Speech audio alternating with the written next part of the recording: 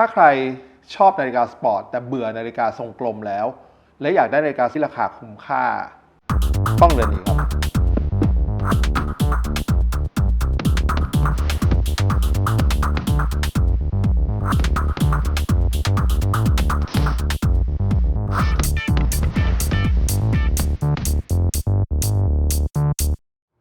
ครับสวัสดีครับผมนิดจากรายการทำแมชชีนมาพบกับเพื่อนๆอีกแล้วนะครับเพื่อนๆอย่าลืมกดไลค์กด Subscribe แล้วก็กดสั่นกระดิ่งครับวันนี้เราก็มาพูดถึงนาฬิกาที่เป็นสวิสแบรนด์อีกแบรนด์หนึ่งที่ผมว่าคนที่รักนาฬิกาแทบจะทุกคนเนี่ยรู้จักกันดีอยู่แล้วนะครับนั่นก็คือแบรนด์ Mido นั่นเองนะฮะเรามาเกริ่นถึงแบรนด์นิดหนึ่งนะสำหรับคนที่อาจจะยังไม่รู้จักหรืออาจจะรู้จักแต่ว่าไม่เคยรู้ประวัติเนี่ยจริงๆ Mido เนี่ยเป็นแบรนด์ที่เก่าแก่มากนะครับนั่นก็คือว่าเขาเริ่มตั้งแต่ปี 1918 นั่นก็คือเกิน100 ปีแล้วนะครับสำหรับแบรนด์นี้ก็ถือว่าเป็นแบรนด์ที่เก่าแก่มากๆนะครับและในปี 1934 เขาก็ได้ลอนช์โปรดักต์ตัวหนึ่งซึ่งต่อมาเนี่ยมันก็กลายเป็นแบบเป็นนาฬิกาที่เป็นเรือธงของเขารุ่นหนึ่งเลยทีเดียวนั่นก็คือ Mido Multiford ครับในปี 1934 ตอนที่เขาลอนช์ออกมาเนี่ยก็ได้รับการตอบรับที่ดีมากนะครับแล้วก็ขึ้นชื่อเรื่องของสเปคการกันน้ำเรื่องของแม่เหล็กไฟฟ้านะครับแล้วก็เรื่องของการกระทบกระเทือนต่างๆเนี่ยก็ทำให้มีชื่อมาตลอดนะครับใครที่ชอบนาฬิกาก็จะ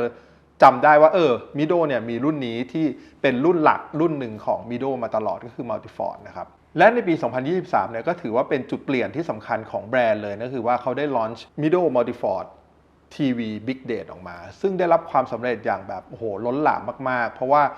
อย่างแรกเลยคือดีไซน์ที่มันแตกต่างมันไม่ใช่แค่สวยนะคือนาฬิกาเนี่ยที่สวยเนี่ยเรามีกันเยอะอยู่แล้วแต่นาฬิกาที่ดีไซน์ที่แตกต่างด้วยเนี่ยผมว่าถ้านับกันจริงๆมันก็คงมีไม่ได้เยอะมากแล้ว Mido Multiford TV ทำได้อย่างนั้นนะฮะไม่ว่าจะเป็นเรื่องของดีไซน์หน้าตาเชฟของนาฬิกาหรือแม้กระทั่งฟังก์ชันที่เป็น Big Date ที่อยู่ตรงบริเวณ12 นาฬิกาซึ่งปกติเราจะหาเจอกับนาฬิกาที่แบบ7 หลักขึ้นไปถึงจะเจอกันส่วนใหญ่นะครับแล้วพอมาปีนี้เนี่ยเขาก็ได้ลอนช์อีกตัวหนึ่งเพื่อต่อยอดความสำเร็จของ Mido Multiford TV ที่เป็น Big Date นะครับโดยเอาใจคนที่ชอบนาฬิกาสปอร์ตมากขึ้นและ Mido Multiford เขาทำนาฬิกาที่เป็นจับเวลาหรือว่า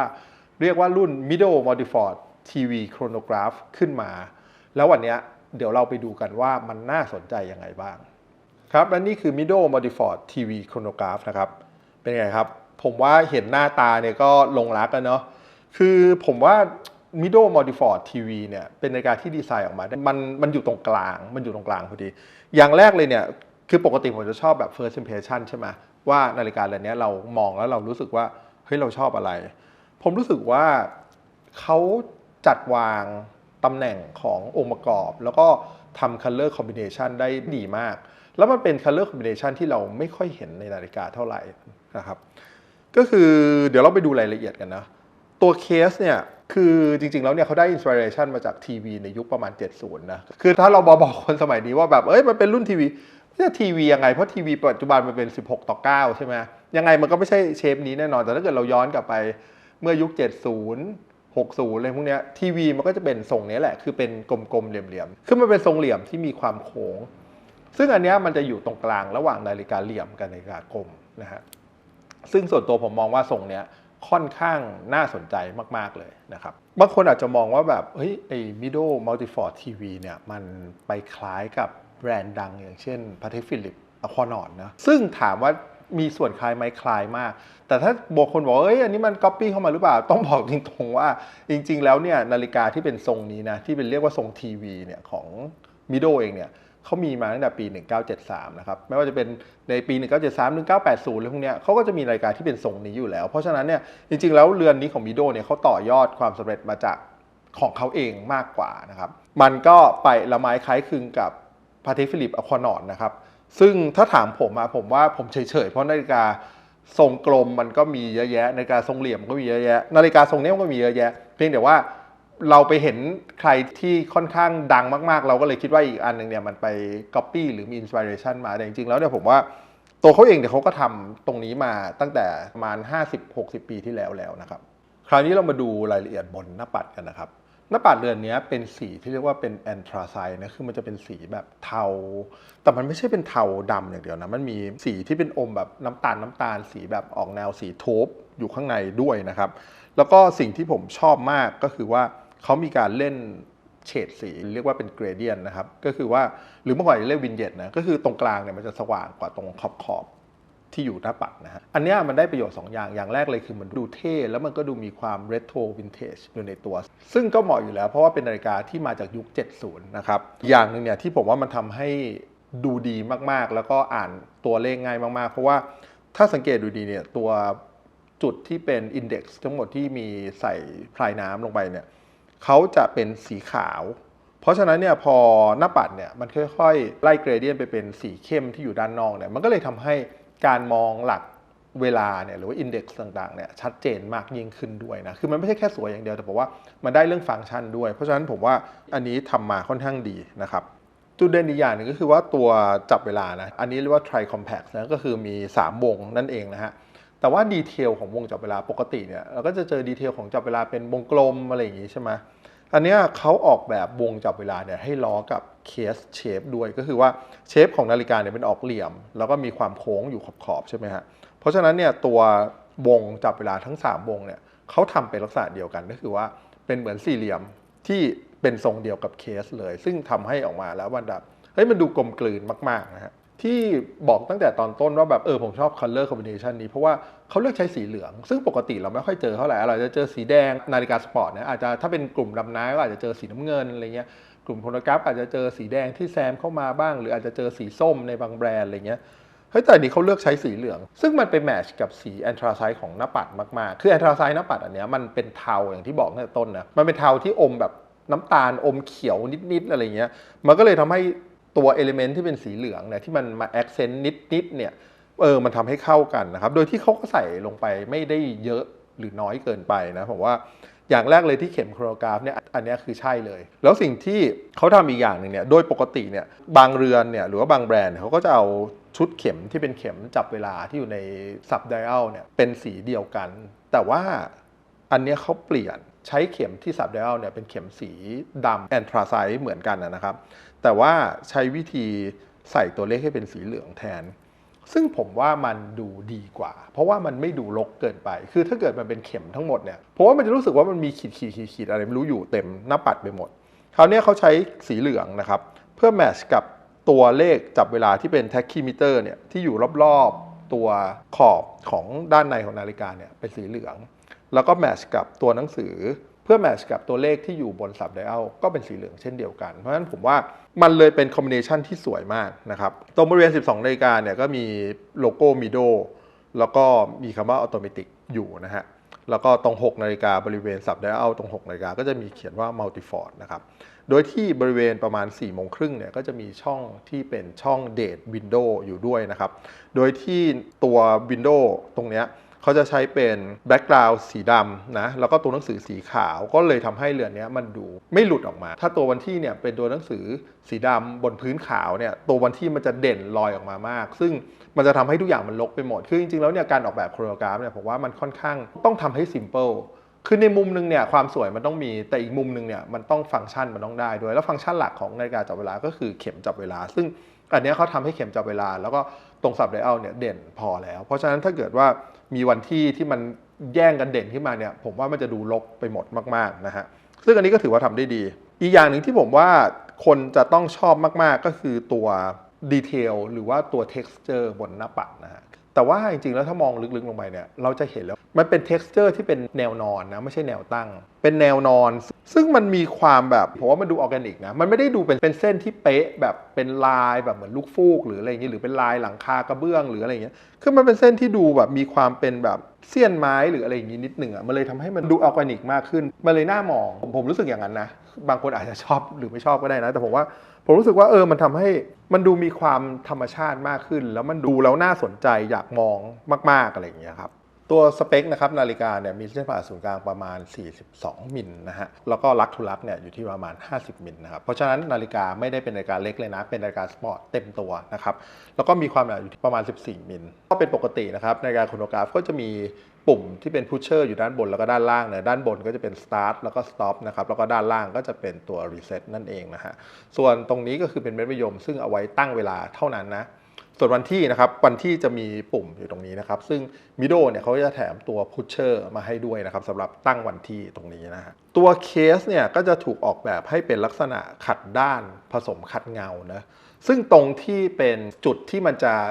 เจอการกระทบกระทั่งบ่อยๆเช่นตัวด้านบนของขอบเบเซลนะครับตัวด้านข้างตัวเรือนเนี่ยหรือแม้กระทั่งตัวสายที่เป็นอยู่ด้านนอกเนี่ยเขาจะมีการขัดด้านแต่ข้อดีของการที่เขามีเพิ่มขัดเงาขึ้นมาเนี่ยมันทำให้นาฬิกาเนี่ยมันดูมีดีไซน์มันดูมีเชฟแล้วมันก็เล่นกับแสงได้สวยมากขึ้นนะครับโดยที่เขาเลือกที่จะขัดเงาเฉพาะบางจุดนะเช่นด้านขอบนะครับด้านข้างของตัวเบเซลนะฮะคือด้านบนมันเป็นขัดด้านนะเป็นขัดแบบแฮร์ไลน์ด้านข้างเนี่ยก็จะเป็นการขัดเงานะครับเช่นเดียวกันกับตัวเรือนนะครับตัวเรือนเนี่ยตรงที่มันเป็นแชมเฟอร์เนี่ยหรือตัวที่เขาลบเหลี่ยมเนี่ยเขาก็จะทำเป็นการขัดเงานะครับเพื่อให้นาฬิกาเนี่ยมันดูแบบมันเป็นการทำให้ดีไซน์มันดูไม่ใหญ่ไม่หนาจนเกินไปเพื่อนๆนึกภาพออกถ้าเกิดมันเป็นก้อนแล้วเป็นแบบขัดเงาทั้งหมดหรือขัดด้านทั้งหมดเนี่ยมันจะกลายเป็นก้อนที่ดูแบบเป็นก้อนใหญ่ๆมากๆเป็นชั้งแบบใหญ่ๆเลยแต่เนี้ยด้วยการที่เขามีการลบเหลี่ยมด้านล่างออกนะครับมีการขัดเงาตรงขอบด้านบนตรงช่วงตัวเรือนเนี่ยก็เป็นการขัดด้านมันทำให้มันมีเลเยอร์พอมันเป็นเลเยอร์ปุ๊บเนี่ยมันจะทำให้ดีไซน์เนี่ยมันดูไม่ได้แบบเป็นก้อนมันดูมีเชฟมากขึ้นนะฮะด้านตรงปุ่มกดเนี่ยก็จะเป็นการขัดเงาทั้งหมดนะฮะรวมถึงเม็ดมะยมด้วยเม็ดมะยมเนี่ยก็จะเป็นแบบขันเกลียวนะครับแล้วก็จะมีการปั๊มโลโก้ของมิโดอยู่ด้วยเช่นกันนะครับคราวนี้มาดูด้านหลังบางคนบอกเฮ้ยนาฬิกาสปอร์ตมันก็แบบเน้นเรื่องการใช้งานอะไรอย่างงี้ใช่ไหมแต่มิโดเนี่ยก็จัดเต็มนะให้มาเป็นแบบ Open Case Back ด้วยนะครับซึ่งก็เคสแบ็กที่เป็นกระจกซัฟไฟร์นะครับมีการโชว์โรเตอร์นะครับที่โรเตอร์ก็จะเป็นการแบบสเกเลตันนิดๆก็คือเพื่อให้เห็นกลไกข้างในเนอะข้างในเนี่ยเขาก็จะมีการขัดแต่งให้ด้วยนะครับแล้วก็ทำให้เราเห็นเรื่องของกลไกในการทำงานข้างในซึ่งผมว่าทำออกมาได้ดีในระดับหนึ่งเลยนะคือกำลังจะบอกเพื่อนๆว่าอย่าไปคาดหวังกับนาฬิกาที่เป็นระดับ7หลักนะอันนั้นคืออีกสเกลหนึ่งแต่ในราคาแค่ 88,100 บาทเพราะฉะนั้นมันเป็นนาฬิกาที่ยังไม่ข้ามหลักแสนนะเพราะฉะนั้นถ้าจะเปรียบเทียบเนี่ยผมว่าจะไปเปรียบเทียบกับนาฬิกาหลักล้านมันก็อาจจะเกินไปนิดนึงแต่ว่าเทียบกับคุณภาพของการขัดเนี่ยหรือว่า craftsmanship ที่ให้มาเนี่ยผมถือว่าเขาทำมาได้ดีมากนะแล้วประเด็นอีกอย่างหนึ่งที่น่าสนใจมากๆก็คือว่าแม้จะเป็นนาฬิกาที่เป็นโครโนกราฟนะเป็นนาฬิกาที่ Open Case Back ด้วยนะแล้วตัวพุชเชอร์เนี่ยไม่ได้มีแบบสกรูดาวนะไม่ได้มีการแบบขันเพื่อป้องกันน้ำเนี่ยเขายังให้เรตติ้งการกันน้ำมาถึง10บาร์หรือว่า100เมตรนะฮะก็ถือว่าให้สเปคมาค่อนข้างดีเพราะฉะนั้นมันเป็นนาฬิกาสปอร์ตก็จริงแต่มันสามารถจะแบบไปกับเราได้ทุกที่เราจะไปเที่ยวทะเลเราลงน้ำนิดๆหน่อยๆอะไรเงี้ยก็ลงได้ด้วยนะ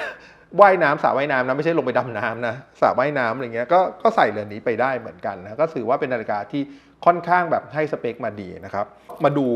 ตัวสายนะฮะสายเนี่ยตัวนี้เป็นสายที่เป็น stainless steel นะโดยการที่เขาทำเป็นสลับนะคือตัวข้อแต่ละข้อเนี่ยก็มีการสลับทั้งขัดเงาแล้วก็ขัดด้านเพื่อให้เวลาเรามองแล้วมันดูแบบดูหรามากขึ้นนะครับตัวสายเนี่ยก็ทำออกมาได้ดีนะผมว่า finishing ออกมาได้ดีแล้วก็มีการลบเหลี่ยมลบมุมในแต่ละข้อนะครับก็เพื่อที่จะทำให้เวลาใส่ใส่สบายแล้วก็ที่สำคัญมันจะไม่หนีบขนด้านหลังนะครับตัวคลาสด้านหลังก็จะเป็นแบบบัตเตอร์ฟลายนะครับซึ่งทำให้เวลาเราปิดเนี่ยมันจะเนียบมากๆนะฮะก็จะมีการแกะสลักโลโก้มิโดอยู่ข้างหลังด้วยนะครับเพราะฉะนั้นการเรือนนี้มันไม่ได้เป็นสปอร์ตแบบ to watch นะมันไม่ได้ออกแนวแบบสปอร์ตจ๋าลุยอะไรขนาดนั้นมันคือสปอร์ตหรูอันนี้คือนิยามของเรือนนี้มันคือสปอร์ตหรูนะฮะไม่ว่าจะเป็นเรื่องดีไซน์ที่เขาทำมาไม่ว่าเรื่องการขัดแต่งต่างๆไม่ว่าจะเป็นเรื่องสายที่ให้มานะครับสิ่งสำคัญอีกอย่างหนึ่งที่เป็นความคุ้มค่าของเรือนนี้นะที่ผมว่าดีมากๆก็คือเรื่องเครื่องนะครับตัวเครื่องเนี่ยเขาจะใช้เป็นเบสจาก ETA นะ ETA ถ้าใครชอบนาฬิกาคงรู้อยู่แล้วก็เป็นเครื่องจากสวิสซึ่งมีความเจ๋งตรงเรื่องของความอึดถึกทนแล้วก็ดูแลรักษาง่ายเนาะแล้วก็เรือนนี้เขาก็มีการปรับแต่งให้มี power reserve ยาวถึง60ชั่วโมงนะครับตัวนี้มีชื่อว่า caliber 60นะฮะก็คือตามชื่อเลยก็คือว่าสำรองพลังงานได้ถึง60ชั่วโมงก็ถือว่าให้มาค่อนข้างคุ้มในราคานี้นะครับ แล้วก็ตัว Hair Spring ก็จะเป็น Nivacron เรียกว่าเป็นลิขสิทธิ์ของทาง Mido เขาเองอยู่แล้วในกลุ่มของเขาเองอยู่แล้วนะครับก็คือว่าตัว Hair Spring เนี้ยมันก็จะให้ความเที่ยงตรงที่ดีมากๆเพราะว่ามันมีการยืดหยุ่นแล้วมันมีการทนต่อแรงแม่เหล็กไฟฟ้าอะไรอย่างเงี้ยครับก็จะช่วยให้นาฬิกาเนี่ยเดินตรงมากยิ่งขึ้นตัวกระจกเนี่ยด้านหน้าก็จะเป็นซัฟไฟร์นะฮะซึ่งจะมีการเคลือบกันแสงสะท้อนทั้ง2ด้านนะคือทั้งด้านหน้าแล้วก็ด้านหลังเลยเพราะฉะนั้นเนี่ยเวลาผมมองเลยเนี่ยใส่ปิ๊งใสแบบเหมือนไม่มีกระจกอะคือผมว่ามันยิ่งทำให้เรา appreciate กับหน้าปัดมันมากยิ่งขึ้นเพราะเราเห็นหน้าปัดของเรือนนี้ชัดมากๆนะครับแล้วปกติเนี่ยเวลาเรากดจับเวลาไปเนี่ยเราก็อยากดูเข็มมันเดินอะเราอยากดูดีเทลของหน้าปัดเวลาเรากดหยุดหรือเวลาเรากดรีเซ็ตเนี่ยมันก็ช่วยให้เรารู้สึกแบบ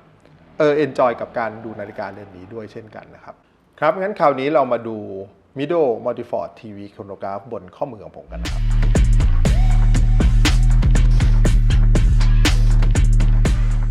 ครับและนี่คือ Mido Multiford TV Chronograph สี Anthracite นะครับบนข้อมือของผมนะนาฬิกาเนี่ยเป็นนาฬิกาขนาดเส้นผ่าศูนย์กลาง42มิลนะครับแล้วก็มีลักทุลักอยู่ที่50มิลนะครับข้อมือของผมเนี่ยเส้นรอบวง 6.75 นิ้วนะก็เรียกว่าพอดี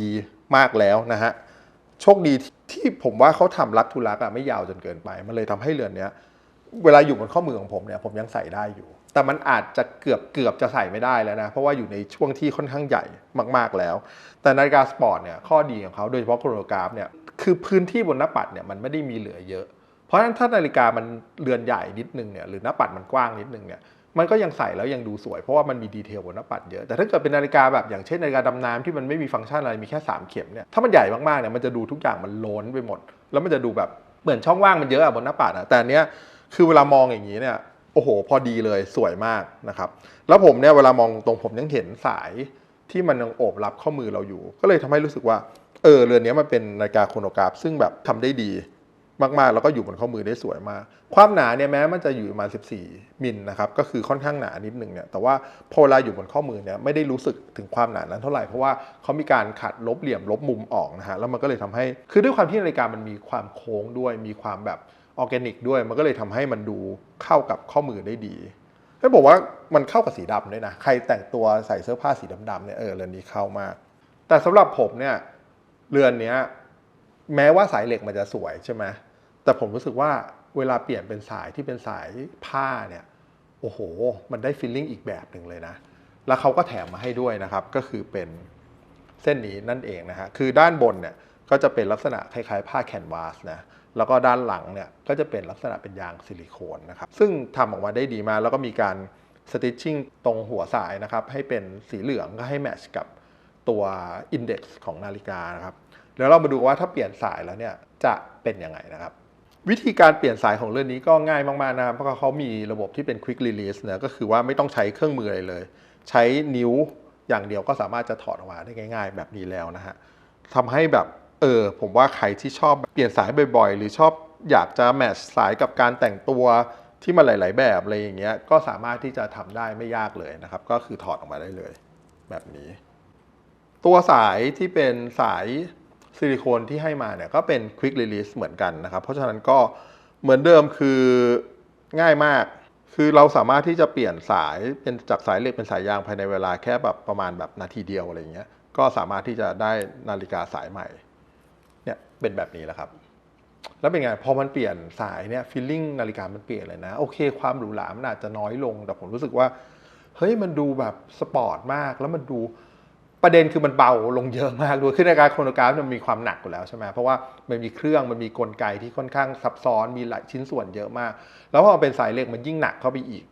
แต่ถ้าใครเหมือนผมอยากให้มันรู้สึกแบบแคชชวลขึ้นสบายขึ้นเนี่ยผมว่าสายตัวซิลิโคนที่เขาให้มาเนี่ยทำมาได้ดีมากเดี๋ยวไปดูข้อมือกันครับครับและนี่คือ Mido Multiford TV Chronograph สี Anthracite นะอันนี้ผมเปลี่ยนเป็นสายที่เป็นแคนวาสนะครับถ้าเป็นผมเนี่ยผมมีเรือนนี้ผมน่าจะใช้สายแคนวาสตัวเนี้ยบ่อยกว่าสายเหล็กแน่ๆเพราะผมรู้สึกว่ามันดูเท่อะแล้วมันดูสปอร์ตจริงๆมันมีการสติชชิ่งมันดูแตกต่างขึ้นไปอีกอะไรเงี้ยเรือนนี้จุดเด่นเลยสำหรับผมนะก็คือสายนี่แหละพอเปลี่ยนสายมาแล้วมันแบบเปลี่ยนอารมณ์เลยจริงๆแล้วมันทำให้แบบ เรือนนี้กลายเป็นนาฬิกาเรือนที่เราน่าจะใส่ได้บ่อยมากขึ้นด้วยนะครับแล้วก็ Mido Multifort TV Chronograph เนี่ยเขาออกมาด้วยกัน3สีนะก็คือมีเรือนนี้ใช่ไหมครับที่เป็นสีแอนทราไซด์นะครับมีสีน้ำเงินซึ่งก็สวยมากๆเช่นกันนะครับหน้าปัดก็ไล่เกรเดียนแล้วเขาก็จะแถมสายที่เป็นแคนวาสสีน้ำเงินแล้วก็ดีไซน์ก็จะต่างกันนิดนึงคือจะมีสติชชิ่งสีขาวอยู่ด้านข้างนะครับก็สวยมากๆอีกรุ่นหนึ่งเนี่ยก็จะเป็นหน้าปัดสีคล้ายกันเป็นสีแอนทราไซด์เนี่ยแต่เขาจะเล่นกับความเป็นวินเทจด้วยการใช้ตัวพรายน้ำหรือว่าซูเปอร์ลูมิโนวาเนี่ยให้เป็นสีออกพาทิน่าสีแบบครีมหน่อยอะไรเงี้ยแล้วก็ตัวเรือนแล้วก็สายทั้งหมดจะเป็น PVD สีดำด้านนะครับซึ่งก็ได้ฟีลลิ่งที่สเตลไปอีกแล้วก็ดูวินเทจมากขึ้นอีกด้วยเพราะฉะนั้นจะบอกว่าทั้ง3สีเนี่ยให้ฟีลลิ่งที่ต่างกันมากแม้ว่าจะเป็นนาฬิการุ่นเดียวกัน movement เดียวกันทุกอย่างเหมือนกันหมดแต่ว่าแค่สีแล้วก็ color combination ที่เขาใส่เข้าไปเนี่ยทำให้นาฬิกาทั้ง3เรือนเนี่ยคนละเรื่องเลยเพราะฉะนั้นถ้าใครสนใจรุ่นนี้ผมว่าอยากให้ไปลองเรือนจริงก่อนนะครับว่าเฮ้ยมันเข้ากับเราไหมเพราะทั้ง3สีเนี่ยเวลาใส่มันต่างกันโดยราคาเนี่ยทั้ง2สีไม่ว่าจะเป็นสีแอนทราไซด์หรือว่าสีน้ำเงินเนี่ยก็อยู่ที่ประมาณ 88,100 บาทนะครับแต่ถ้าเกิดเป็นตัวที่เป็น PVD สีดำก็จะแพงขึ้นมาอีกนิดนึงก็จะอยู่ที่ 94,000 บาทสำหรับตัว PVD สีดำนะครับคราวนี้มีคนถามว่าแล้วนาฬิกาตัวที่เป็นโครโนกราฟแบบนี้มันไปเทียบกับอะไรได้บ้างนะครับคือถ้าบอกในมุมผมเนี่ยมองว่ามันจะมีนาฬิกาสวิสที่เป็นโครโนกราฟเนี่ยที่ใกล้เคียงหรือว่าที่จะมาเปรียบเทียบได้เนี่ยมันอาจจะไม่ได้เป๊ะขนาดนั้นนะแต่ว่าถ้าในว่าในเรื่องของเชฟซึ่งมันไม่ใช่นาฬิกาที่เป็นเชฟกลมๆปกติเนี่ยเรือนแรกที่นึกถึงก็น่าจะเป็นแท็กฮอยเออร์โมนาโคนะครับซึ่งอันนั้นเขาก็จะมีประวัติมายาวนานในสนามแข่งอะไรเงี้ยสิ่งที่ต่างกันจริงๆเนี่ยผมว่ามันคือเวลามันอยู่บนข้อมือคือตัวแท็กฮอยเออร์โมนาโคเนี่ยมันจะเป็นเหลี่ยมแล้วก็เป็นสันเป็นคมค่อนข้างมากเพราะฉะนั้นเนี่ยฟีลลิ่งถ้าเกิดใครชอบอะไรที่มันแบบคมๆชัดๆแบบเป็นเหลี่ยมเป็นมุมค่อนข้าง aggressive โมนาโคน่าจะให้ได้แต่ว่าถ้าใครที่ชอบเหมือนผมเนี่ยชอบอะไรที่มันดูแบบเฮ้ยดูออร์แกนิกนิดนึงดูหรูนะไม่ได้ดูสปอร์ตจ๋าขนาดนั้นผมว่า Mido Multifort เนี่ยทำเรื่องนี้ได้ดีกว่าและที่สำคัญอีกอย่างก็คือราคาครับเพราะเรือนนั้นก็ขึ้นหลัก 200,000 ไปแล้วอันนี้ก็อยู่ที่ 88,000 เพราะฉะนั้นในเรื่องราคาก็แน่นอนคุ้มค่ากว่าอยู่แล้วแต่เพราะว่าถ้านาฬิกาสปอร์ตเนี่ยแล้วไม่ใช่ทรงกลมเนี่ยมันมีไม่เยอะจริงๆนะแล้วส่วนใหญ่ที่มันมีมันจะแพงด้วยเพราะฉะนั้นถ้าเกิดใครอยากแบบได้นาฬิกาที่เป็นทรงเนี้ยแล้วมันไม่ได้ดูสปอร์ตจนเกินไปมันมีความหรูอยู่ด้วยแต่ในราคาที่คุ้มมากผมว่า Mido Multifort TV Chronograph เนี่ยเป็นอะไรที่ควรจะต้องไปลองให้ได้นะฮะแล้วก็ถ้าเกิดใครรู้สึกว่าชอบทรงเนี้ยชอบโครโนกราฟชอบอะไรก็จริงแต่ว่าใส่ไม่ได้เพราะมันใหญ่เกินไปแล้วมันหนาเกินไปเนี่ยผมแนะนำให้ไปลองตัวที่เป็น Big Date นะครับตัว Mido Multifort TV Big Date เนี่ยไซส์ก็จะเล็กกว่านี้แล้วก็บางกว่านี้นะครับเขาก็มีไซส์ที่เล็กลงมาอีกสำหรับคนที่ข้อมือประมาณ6นิ้วเนี่ยหรือว่าเป็นคุณผู้หญิงเนี่ยและอยากได้นาฬิกากึ่งสปอร์ตสายยางเอาไว้ใส่ลุยได้ใส่เล่นได้ไม่ต้องกลัวอะไรเงี้ยเขามีตัว35มิลด้วยนะซึ่งผมว่าอันนั้นจะตอบโจทย์มากๆสำหรับใครที่อยากได้นาฬิกาสปอร์ตหรูใส่ง่ายนะครับใส่ไปกับเสื้อผ้าที่เป็นแคชชวลได้ง่ายๆเนี่ยผมว่ากลุ่มของ Multifort เนี่ยน่าจะตอบโจทย์แทบครบทุกเซกเมนต์แล้วล่ะทุกคนน่าจะมีเรือนหนึ่งที่ชอบเพราะว่าสีเขาก็มีให้เลือกเยอะไซส์ก็มีให้เลือกถึง3ไซส์อย่างเงี้ยครับเพราะฉะนั้นเนี่ยลองไปดูที่เคาน์เตอร์ของ Mido กันนะครับครับสำหรับวันนี้ผมนิดจากรายการทำแมชชีนก็ต้องขอลาเพื่อนๆไปก่อนนะครับเพื่อนๆอย่าลืมกดไลค์กด Subscribe แล้วก็กดสั่นกระดิ่งเพื่อเป็นกำลังใจกันนะครับสำหรับวันนี้สวัสดีครับ